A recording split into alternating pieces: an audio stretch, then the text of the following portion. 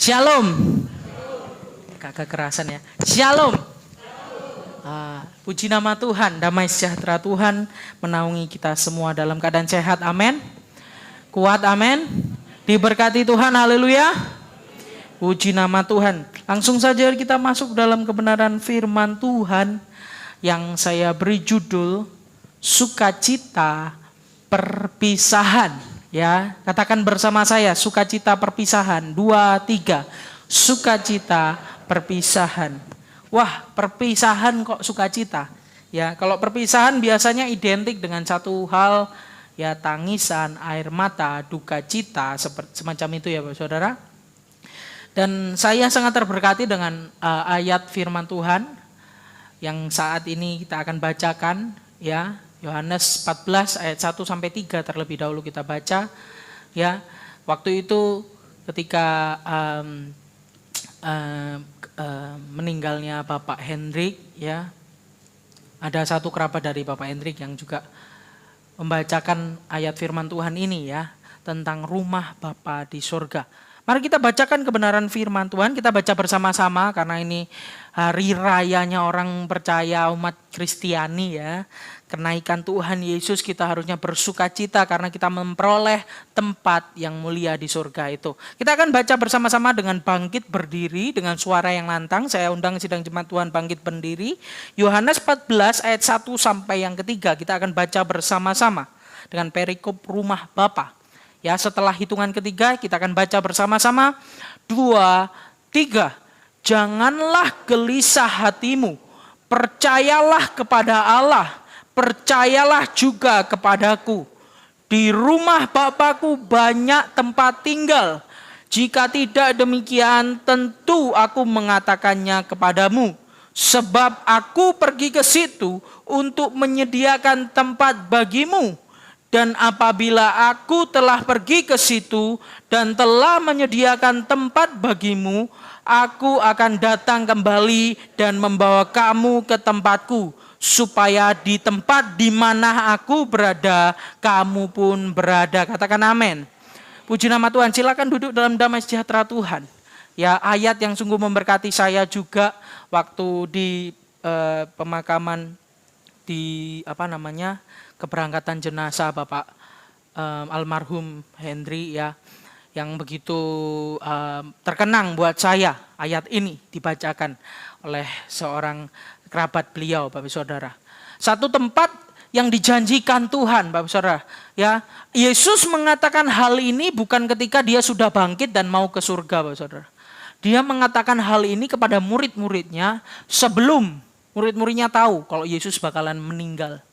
Ya, bahwa Yesus bakalan disiksa, akan disiksa seperti itu, akan menerima kematian, Bapak Saudara. Sehingga Yesus sudah tahu sebelumnya kalau bentar lagi mereka akan menghadapi duka cita yang paling dalam. Perpisahan yang paling membuat seorang kehilangan. Siapa di tempat ini ketika ditinggal orang yang paling dia kasihi tidak sedih, ya? Tidak ada. Saya katakan tidak ada. Tidak ada dari satu orang pun di tempat ini yang ketika ditinggal seseorang yang dikasihinya, kecuali nggak mengasihi, ya mungkin ya udah meninggal biasa. Tapi ketika orang yang paling kita kasihi meninggalkan kita, berpisah, satu duka cita, bahkan air mata itu bisa terus mengalir dalam, ya, bahkan kita bisa nggak cukup 1 hari 2 hari kadang menangis, bahkan bisa setahun 2 tahun seperti itu, Pak Saudara. Tetapi kenapa saya beri judul pada kesempatan hari ini yaitu sukacita perpisahan?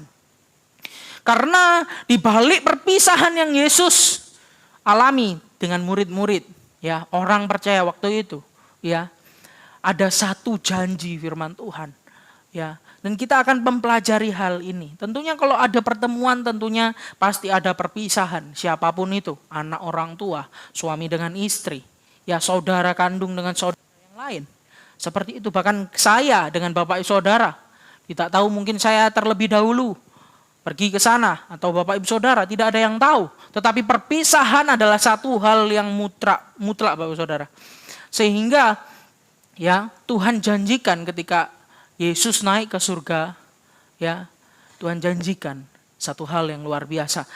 Puji nama Tuhan. Kita akan masuk dalam pertanyaannya, Setiap ada khotbah biasanya saya akan memberikan pertanyaan untuk memahami poin-poin dalam setiap khotbah yang saya sampaikan.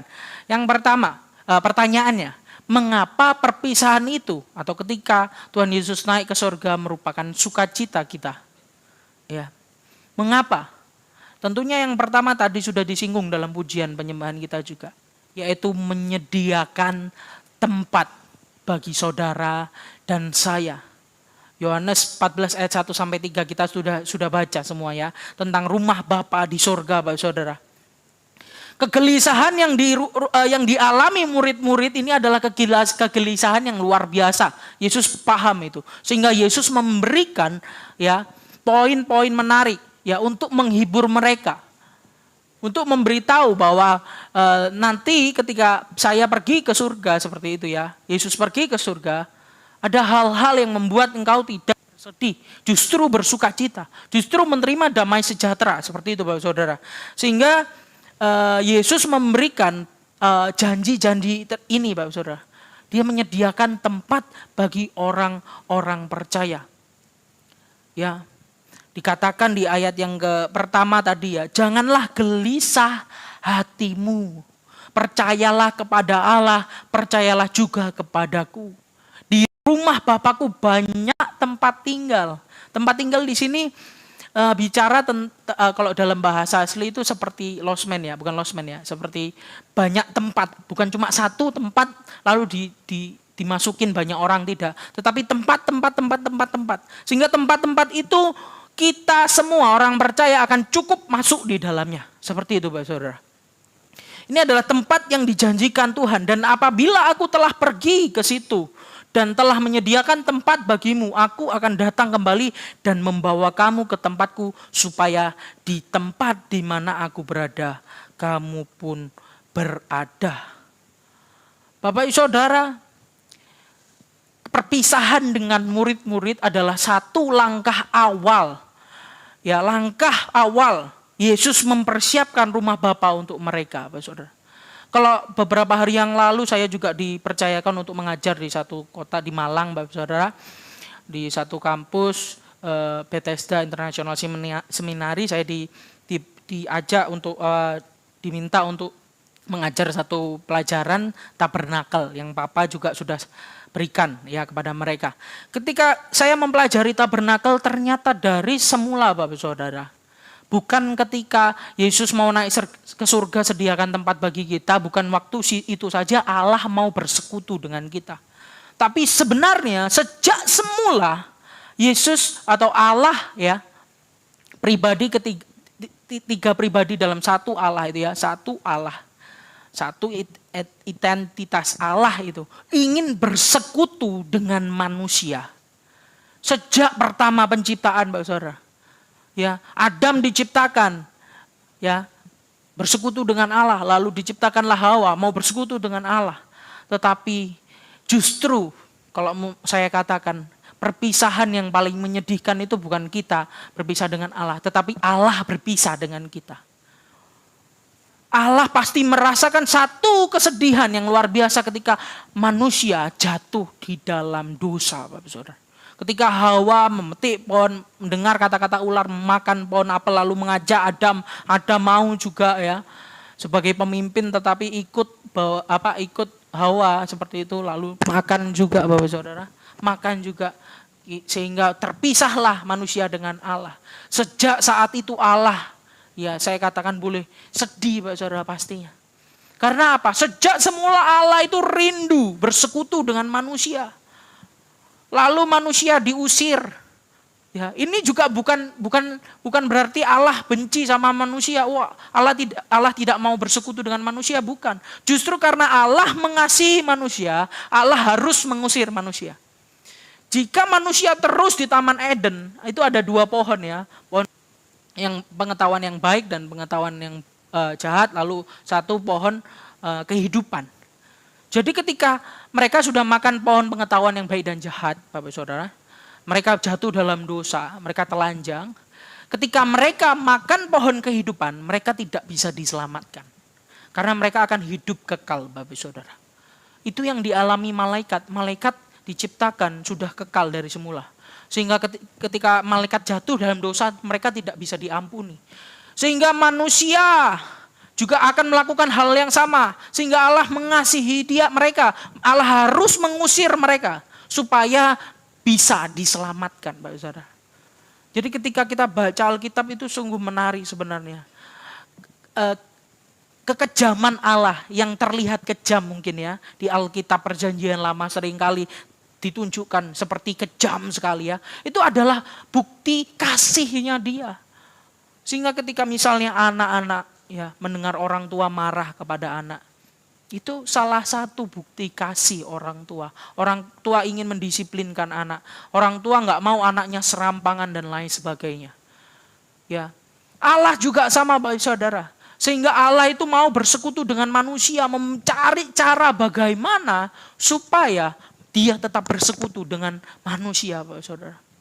Lalu turun semua ya, umat pilihan mulailah dipilih Nuh. Seperti itu, tetapi manusia yang lain juga udah tidak terselamatkan, mereka kena air bah. Lalu turun lagi dan sampai ke bangsa pilihan. Abraham, orang pilihan, sehingga sampailah ke bangsa Israel. Bangsa Israel juga sama. Akhirnya Allah kepingin bersekutu dengan umat pilihannya, umat perjanjiannya, yaitu dengan Yakub dan Abraham. Seperti itu. Sehingga Allah suruhlah orang Israel buat kemah perjanjian. Tabernakel yang saya ajar itu, Bapak Saudara. Ukurannya seperti ini dan lain sebagainya. Intinya Allah itu mau terus bersekutu dengan manusia. Bahkan sampai ke Salomo, bait suci Salomo. Allah mau hadir dalam tabut sucinya. Seperti itu. Terus kacaulah manusia tetap dalam kekacauan. Pergi sampailah di perjanjian baru. Ya, yang sudah dinubuatkan dari semula. Yesus datang ke dunia untuk mendamaikan kita dengan Allah sehingga kita bisa bersekutu dengan Dia. Bahkan sampai hari ini kita bisa bebas duduk di tempat ini, Pak Saudara. Tidak perlu peduli yang terlalu hal-hal seperti tabernakel. Tabernakel itu harus menyediakan domba yang sangat seperti ini, berapa senti ukurannya dan lain sebagainya. Tidak. Kita bisa datang dengan penuh keberanian, kalau di Ibrani dikatakan, untuk menyembah Dia, untuk bersekutu dengan Tuhan. Itu sebenarnya satu sukacita, satu anugerah daripada Allah. Dan Dia tidak sampai situ. Ya, Immanuel tidak sampai di dunia ini, Bapak Saudara. Dia ingin bersekutu dengan kita di kekekalan. Sehingga Dia memberikan satu gambaran kepada murid-murid bahwa sebenarnya yang mereka akan berpisah itu bukan berpisah selamanya, Bapak Saudara. Tapi dalam perpisahan itu adalah satu permulaan bahwa mereka akan bertemu dan hidup bersama-sama dengan Yesus Kristus untuk selama-lamanya. Tempat yang sungguh luar biasa, yang tidak sementara. Tempat yang penuh sukacita, tidak ada tangis, tidak ada kertak gigi, tidak ada penyakit, tidak ada kelaparan, tidak ada hal-hal yang negatif di dalamnya, Bapak Saudara. Itu yang dirindukan Allah dari semula. Sehingga kita adalah murid-murid diberikan satu pengertian bahwa Yesus akan meninggalkan dia, tapi ini untuk kesementaraan. Menyediakan tempat bagi setiap orang-orang yang percaya. Hakikat sorga juga sama, Bapak Saudara, adalah persekutuan dengan Allah. Yesus pergi, tapi hal itu merupakan sukacita kita yang sangat besar seharusnya ketika kita memahami firman Tuhan. Lalu di ayat 4 sampai yang ke-7 saya bacakan juga buat Bapak Saudara, dan kemana aku pergi, kamu tahu jalan ke situ. Kata Thomas kepadanya, Tuhan, kami tidak tahu kemana engkau pergi, jadi bagaimanakah kami tahu jalan ke situ? Lalu kata Yesus kepadanya, akulah jalan dan kebenaran dan hidup. Tidak ada satu orang pun yang datang kepada Bapa kalau tidak melalui aku. Sekiranya kamu mengenal aku, pasti kamu juga mengenal Bapakku. Sekarang ini kamu mengenal Dia dan kamu telah melihat Dia. Bapak Saudara, satu kebingungan yang dinyatakan muridnya yaitu Thomas, bingung ya. Tetapi kebingungan ini sebenarnya dipakai oleh Allah, kebingungan Thomas dipakai Tuhan untuk batu loncatan, untuk lebih menjelaskan hubungan Yesus dengan Allah Bapa. Dan bagaimana jalan menuju tempat tersebut, rumah Bapa itu, Pak Saudara. Yesus mau jelaskan bahwa Yesus itu ya Allah sendiri. Kesetaraan Yesus dengan Bapa di surga. Ya, sehingga ini sangat indah, Pak Saudara. Pernyataan Yesus ini untuk menjelaskan kepada murid-muridnya bahwa ada janji daripada Tuhan ketika berpisah, bukan satu hal yang seharusnya menyedihkan berlarut-larut. Ya, boleh kita sedih, pasti ya, manusiawi ketika kita sedih ketika berpisah dengan orang yang kita kasih. Tapi bukan satu hal yang berlarut-larut. Karena ada janji firman Tuhan, ada harapan kita akan bersama-sama dengan Kristus Yesus di kekekalan. Dan orang-orang yang kita kasihi juga, Bapak Saudara. Inilah janji Tuhan. Lalu yang nomor 2, Bapak Saudara, Dia tidak hanya menyediakan tempat di surga, lalu kita sendirian di bumi. Kita tidak punya siapa-siapa, terus kita luntang-lantung, tidak. Tetapi Dia sediakan penolong. Ya, penolongnya tidak sembarang penolong, Bapak Saudara. Penolongnya adalah Roh. Kalau Tuhan Yesus melayani di dunia, Dia hanya melayani ya secara tubuh, orang-orang sakit dan lain sebagainya. Ya, tidak bisa mencakup belahan dunia yang lain di sebelah sana. Tetapi ketika Yesus naik ke surga sediakan tempat bagi kita, Dia juga sediakan penolong. Penolong ini tidak terbatas oleh waktu, tidak terbatas oleh ruangan, tidak terbatas oleh apapun juga, karena roh bukan tubuh jasmani, Bapak Saudara. Kita baca ayat yang selanjutnya, ayat yang ke-15, saya lompat-lompat karena ada 31 pasal, ayat agak panjang, jadi saya lompat-lompat sedikit tetapi tetap dalam konteks. Saya bacakan buat Bapak Saudara. Ayat yang ke-15 sampai yang ke-17. Kalau kamu mengasihi aku, kamu akan menuruti segala perintahku. Aku akan meminta Bapa dan Ia akan memberikan kepadamu seorang penolong yang lain, supaya Ia menyertai kamu selama-lamanya. Bukan sesaat saja, bukan 10 hari saja. Yaitu roh kebenaran. Dunia tidak dapat menerima Dia, sebab dunia tidak melihat Dia dan tidak mengenal Dia. Tetapi kamu mengenal Dia, sebab Ia menyertai kamu dan akan diam di dalam kamu. Itu yang dikatakan Yesus kepada murid-murid, Bapak Saudara. Bapak Saudara, kalau kita sedikit belajar di dalam Alkitab, Bapak Saudara, di Perjanjian Lama, kalau kita perhatikan, Roh Kudus itu tidak memenuhi, tidak tercurah untuk manusia atau umat pilihan seperti itu di Perjanjian Lama. Ya, mereka itu Roh Kudus itu hanya hinggap, dikatakan biasanya di ayat-ayat firman Tuhan. Hinggap, menghinggapi. Sehingga Daud bisa katakan, jangan ambil rohku darimu. Daud bisa katakan itu di Pemazmur. Karena apa? Di Perjanjian Lama Roh Kudus itu belum dicurahkan secara sempurna seperti di Perjanjian Baru. Seperti di Kisah Para Rasul, Bapak Saudara. Jadi Roh Kudus tidak selama-lamanya hinggap, sehingga Saul ketika dia diurapi Roh Kudus hinggap. Tetapi ketika dia jatuh, Roh Kudus pergi daripadanya. Tetapi beda di Perjanjian Baru. Dikatakan tadi di ayat yang ke-16, saya bacakan kembali. Aku akan minta Bapa dan Ia akan memberikan kepadamu seorang penolong yang lain, supaya Ia menyertai kamu sampai selama-lamanya, Bapak Saudara. Bukan cuma sehari 2 hari, bukan cuma sebulan 2 bulan, seminggu 2 minggu, setahun 2 tahun, 3 tahun, 10 tahun, 15 tahun, tidak. Tetapi sampai selama-lamanya. Dia sediakan penolong. Kalau Perjanjian Lama Roh Kudus itu belum dimateraikan ke dalam hati, tetapi Perjanjian Baru Roh Kudus dimateraikan di dalam hati kita, Bapak Saudara. Sehingga Roh Kudus itu ada di setiap pribadi lepas pribadi. Umat yang sungguh-sungguh percaya kepada Dia sebagai Tuhan dan Juru Selamat satu-satunya. Dia menjadi ada dalam kehidupan kita. Dikatakan Immanuel, Tuhan besertaku. Bukan cuma sekedar beserta di luar kita, tetapi Dia ada di dalam kita. Sehingga tubuh kita ini adalah baitnya, bait Roh Kudus, bait sucinya. Jangan main-main dengan tubuh kita ketika kita sudah sungguh-sungguh terima Yesus. Sudah dibaptis. Sudah menyatakan bahwa kita Kristiani. Bukan satu hal yang main-main terhadap tubuh. Ya. Seperti itu Bapak Saudara. Bukan sekedar penolong yang di luar Bapak Saudara. Dan ayat 16, kata penolong dalam teks Yunani ini bahasanya itu parakletos. Saya pakai wifi namanya parakletos juga Bapak. Ya, yang artinya dipanggil ke dalam, orang yang menyertai hati, orang yang menghimbau, orang yang membimbing kita. Ya, yang menjadi pembela, advokat kita. Ya, kalau dalam bahasa Latin dan lain sebagainya itu. Ya, advokat itu artinya membela, menuntun.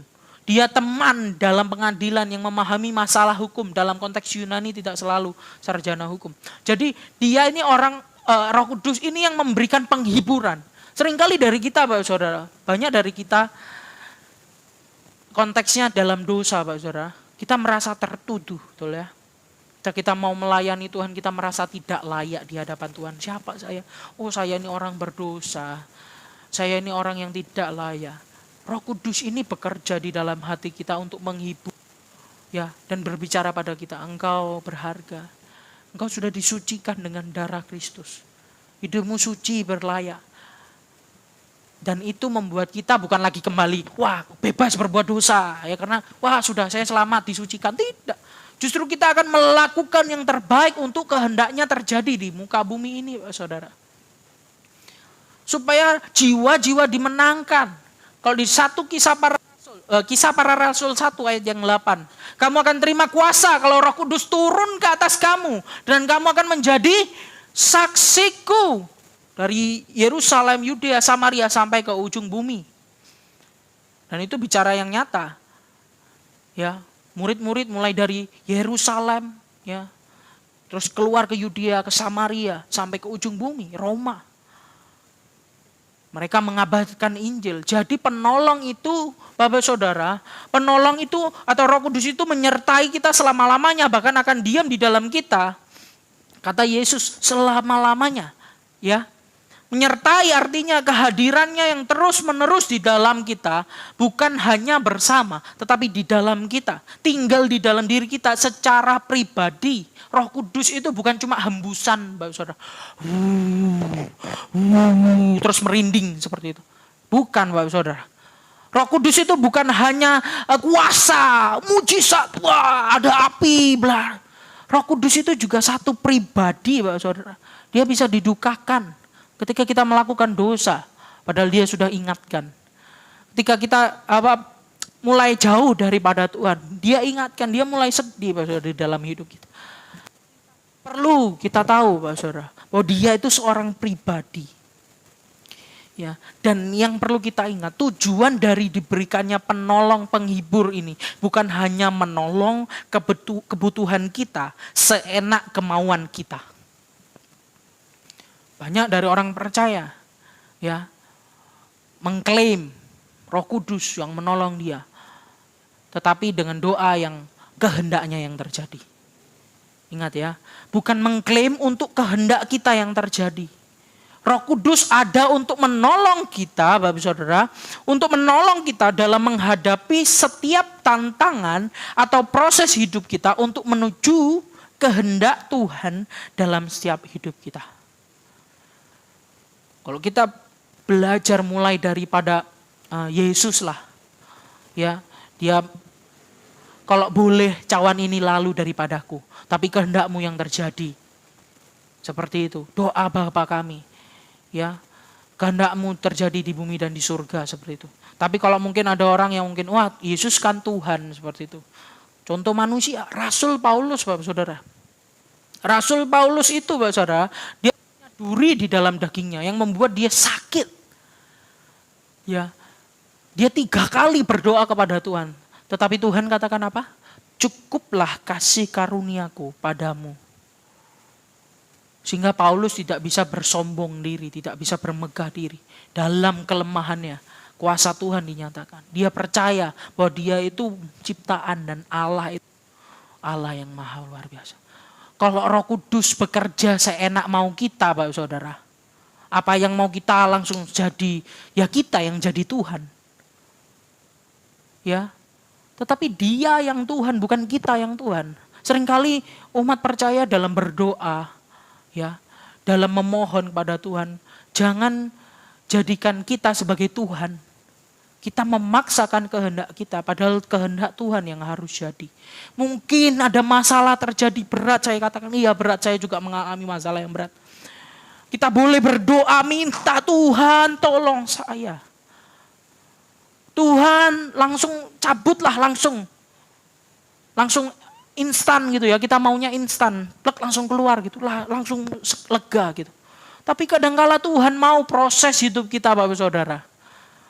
Tidak sesuatu yang instan, tetapi sesuatu yang lama, diproses. Sehingga kalau di Ayub dikatakan kita timbul seperti emas.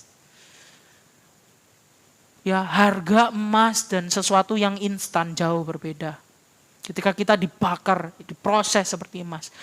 Tuhan mau kita supaya menjadi orang-orang yang berkualitas di hadapannya.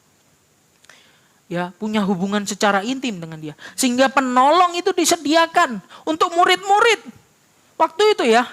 Karena apa? Tuhan paham, Tuhan melihat jauh ke depan, Dia kekal, tidak terbatas waktu. Dia maha tahu, Dia tahu yang ke depan akan terjadi. Murid-murid akan mengalami penyiksaan yang berat. Murid-murid akan mengalami tantangan yang luar biasa Bapak Saudara. Mereka akan dibakar hidup-hidup, disalib terbalik, dilemparkan ke hewan buas begitu saja, dimakan Bapak Saudara. Dan ini sejarah, Bapak Saudara boleh cari. Ya, zaman kekaisaran Romawi. Kaisar Nero itu Bapak Saudara ya. Dan kita lihat jemaat Tuhan. Ada satu meme atau gambar lucu-lucu gitu ya.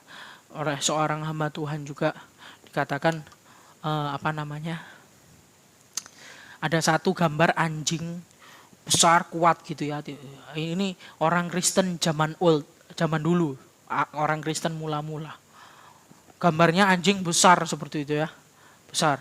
Lalu dikatakan waktu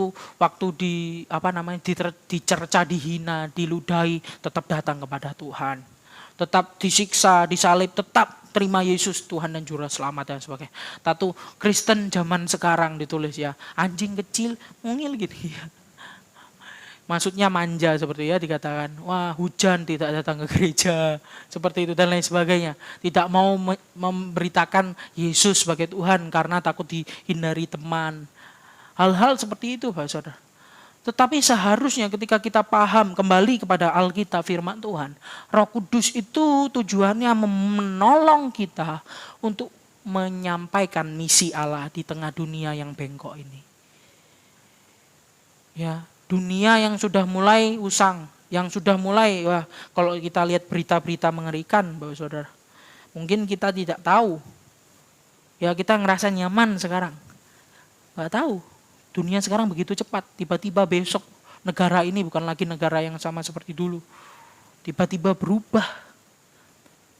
Tiba-tiba kita harus menyangkal Yesus untuk makan, untuk belanja. Bisa kita bertahan dalam kesengsaraan? Tuhan sediakan penolong bagi kita, Pak Saudara. Untuk memampukan kita dalam kesengsaraan, dalam himpitan hidup dunia ini yang menghimpit orang-orang percaya Bapak Saudara, untuk tetap kuat, untuk tetap melayani Dia, untuk tetap katakan sekali Yesus tetap Yesus, ya, untuk tetap katakan aku mau jadi orang percaya sungguh-sungguh, bukan cuma karena kedagingan kita dapat melepaskan kekristenan kita seenaknya, kedagingan kita macam sekali, banyak sekali, ya. Saya diingatkan, ya kemarin di chat sama Bu Esther ada yang mendapatkan mimpi katanya. Nggak tahu ya. Tetapi meskipun mimpi itu percaya nggak percaya, saya cuma mau berjaga-jaga. Dikatakan mimpi itu wah luar biasa seperti itu dan lain sebagainya. Ya, tapi dikatakan kalau saya tidak mengikuti kehendak Tuhan, dikatakan itu ya hati-hati. Saya bisa menjauh dari pelayanan Tuhan seperti itu. Wah. Saya jadi takut juga, ya. Tapi bukan berarti saya takut terus, nggak pedulikan hal itu, tidak. Saya merenungkan Tuhan beri saya kekuatan untuk tetap eksis melayani Tuhan, untuk tetap bisa kuat di dalam Tuhan, Meskipun tantangan silih berganti. Ke ke kenikmatan duniawi itu silih berganti, lewat ya. Tantangan hari-hari ini saya katakan mungkin bukan penyiksaan, Bapak Saudara. Mungkin kalau misalnya ke depan ada juga saya nggak tahu, karena saya bukan Tuhan yang Maha tahu. Ya, mungkin bukan seperti zaman dulu disalib, digorok, ditelanjangi, dikasihkan ke hewan-hewan buas, dibakar hidup-hidup, disalib terbalik seperti itu ya. Mungkin tantangan hari-hari ini tidak seperti itu. Tetapi mungkin tantangan hari ini yaitu kenikmatan dunia yang membawa kita jauh daripada Tuhan. Ya, kenikmatan duniawi yang membuat kita mending enggak, ya Kristen lah, diberkati, tapi ya pokoknya saya aman. Bukan kehendak Tuhan yang dinyatakan dalam hidup, tetapi kehendak kita yang kepingin nyaman. Seperti itu, Pak Saudara. Satu ketika saya firman Tuhan juga, mungkin ada orang-orang yang nggak suka, wah Yosua bosen, khotbahnya bosen, pengajaran dan lain sebagainya. Saya tidak apa-apa, Pak Saudara. Karena saya ketika menyampaikan firman Tuhan, saya bertanggung jawab bukan pada manusia, tapi pada Tuhan. Bagaimana jemaat bisa dibangun dalam dasar yang kuat, Pak Saudara. Bukan cuma karena pasangan hidup, misalnya anak-anak muda, pasangan hidup meninggalkan Tuhan. Bukan cuma karena dapat kerja posisi yang tinggi dan lain sebagainya meninggalkan Tuhan. Tetapi di dalam posisi apapun di dalam kehidupan mereka tetap kuat. Sehingga ajaran itu dari perjanjian Kisah Para Rasul, kita belajar. Ketika Roh Kudus turun ke atas mereka berani bersaksi. Dan tiap-tiap hari mereka mau dididik dalam pengajaran rasul-rasul. Ya. Lalu mereka mau bagi-bagi roti, makan bersama. Kepemilikan misalnya, milikku, milik mereka. Orang-orang yang mempunyai cukup uang, itu mereka mau benar-benar berbagi kepada orang-orang yang membutuhkan. Begitu kuat kasih mereka ketika Roh Kudus turun atas mereka.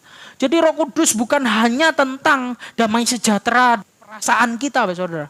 Tetapi dalam setiap sisi kehidupan kita. Dia menolong kita, memampukan kita untuk melakukan kehendaknya dalam hidup kita. Kalau kehendak Tuhan, ya kita melakukan hal ini, ya lakukan. Ya, tentunya kehendaknya Tuhan itu ada batas firman Tuhan. Sesuai enggak firman Tuhan? Karena ada orang yang mungkin ngomong, ini firman Tuhan. Tapi kita tidak cross check sama firman Tuhan, Alkitab. Kita enggak baca Alkitab. Gampang dibodohin. Ketika diskusi firman Tuhan misalnya, suka bilangnya, katanya pendeta ini. Kenapa kok kita nggak baca Alkitab? Katanya Alkitab seperti ini. Seperti itu. Kadang-kala kita terbuai dengan mungkin kenyamanan sekarang YouTube ya, gampang dengerin video, enak dan lain sebagainya. Tetapi kita jadi malas baca firman Tuhan. Padahal fokus dari apa Roh Kudus mau kerjakan di dalam kita itu adalah firman Tuhan. Dari firman Tuhan. Sehingga jemaat mula-mula dulu suka sekali pengajaran rasul-rasul. Jemaat di Berea, saya sering kali ulang-ulang ya mungkin. Jemaat di Berea, mereka itu pengajar-pengajarnya sekelas Rasul Paulus, Rasul Petrus, Bapak Saudara. Tetapi mereka ketika pulang ke rumah setelah menerima pengajaran rasul-rasul, mereka tetap baca kitab suci. Benar gak katanya Paulus? Benar gak katanya Rasul Petrus ini? Bisa gak kita seperti jemaat di Berea? Sehingga Roh Kudus itu bukan sekedar pajangan, Bapak Saudara. Roh Kudus sekedar jimat, wah ada Roh Kudus, saya pasti bisa menolong. Seperti itu ya. Tetapi Roh Kudus ada dalam kehidupan kita supaya menolong kita melakukan kehendaknya Tuhan. Yang mungkin tidak enak. Bisa jadi enak, bisa jadi tidak enak. Bahkan Tuhan Yesus sendiri bilang, kalau boleh cawan ini lalu daripadaku, karena cawan itu begitu kental dengan dosa-dosa kita yang dia harus minum. Harus tanggung dosa-dosa kita. Tetapi jadilah kehendakmu. Sama seperti Yesus, sama seperti Rasul Paulus. Sehingga kita memiliki iman yang kuat. Iman bukan yang kuat ya, iman yang benar Bapak Saudara. Sehingga sama seperti Sadrak, Mesak, Abednego, dia katakan, Tuhan akan menolong saya. Tapi sekalipun Tuhan Allah Israel tidak menolong kami, dia katakan, Ya, kami tetap tidak mau menyembah Allah Tuanku. Ilah Tuanku. Ya, menyembah Baal, menyembah dewanya. Ya, punya iman yang benar. Bukan sekedar iman yang kuat. Ya, dikatakan kalau di Korintus meskipun kita punya iman yang sungguh luar biasa bisa memindahkan gunung tanpa kasih, itu sia-sia. Jadi Roh Kudus sebagai penolong kita untuk dapat mampu melakukan prosesnya Tuhan, untuk mampu melakukan kehendak Tuhan di dalam kehidupan kita, Bapak Saudara. Dia sediakan penolong sehingga kita bisa bersukacita meskipun berpisah dengan Tuhan Yesus secara jasmani. Lalu yang terakhir, yang ketiga, Bapak Saudara, ya, Dia sediakan damai sejahtera. Damai sejahtera yang melampaui segala akal ini akan menaungi kita semua, hati pikiran kita semua sampai selama-lamanya. Kita baca ayat yang ke-27, saya bacakan buat Bapak Saudara. Damai sejahtera ku tinggalkan bagimu, damai sejahtera ku berikan kepadamu, dan apa yang ku berikan tidak seperti yang diberikan oleh dunia kepadamu. Janganlah gelisah dan gentar hatimu.